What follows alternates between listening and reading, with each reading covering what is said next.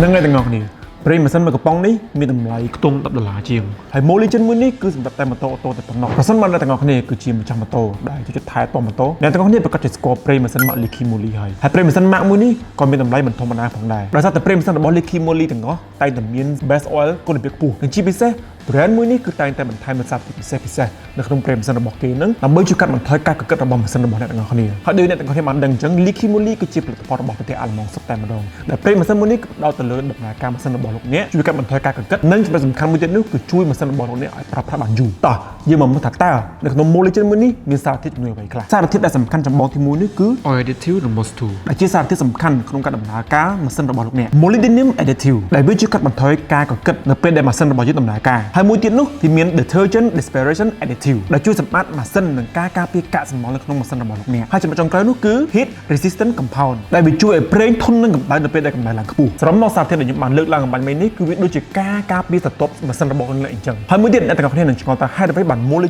មានពណ៌បៃតងលើពីភាពតាក់ទាញនៃពណ៌របស់វានឹងតាមពិតទៅពណ៌បៃតងនេះគឺជា UV Tracer Technology ដែលវាមាននៅក្នុងប្រេងម៉ាស៊ីននេះឯងហើយមួយទៀតប្រេងម៉ាស៊ីនមួយនេះក៏វាជួយទៅលើផ្នែកហៅថាជ្រាបប្រេងផងដែរអញ្ចឹងឧទាហរណ៍ថាប្រសិនបើម៉ាស៊ីនរបស់លោកអ្នក